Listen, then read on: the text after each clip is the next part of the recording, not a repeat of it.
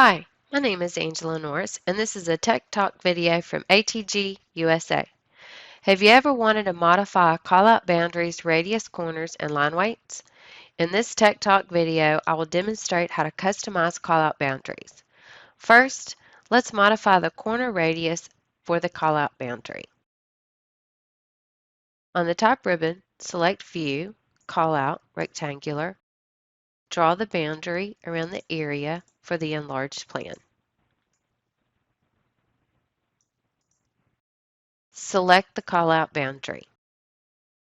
In the Properties dialog box, we're going to edit type. As you can see from the graphics, that the callout tag has a callout head with a 1/8 inch quarter radius.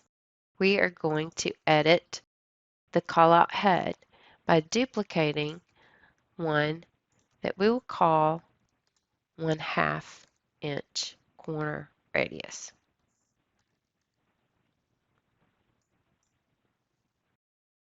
In the box corner radius, change to 1/2. Select OK, select OK again, and there you see that the corner radius have been modified from 1/8 of an inch to 1/2 of an inch. Next, we are going to modify the line weights for the callout boundary, leader line, and callout head. This is done under the Manage tab. Select Object Styles, Annotation Objects. Expand callout boundary. As you can see, Revit's default line weight for the callout boundary, leader line, and heads are all 1.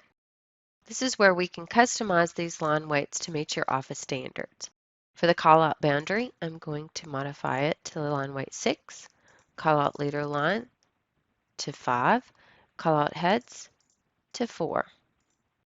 Select OK. Now you can see that the line weights for the boundary, leader line, and callout head are much thicker and more prominent for your construction documents. Thank you. I hope you've enjoyed this Tech Talk video.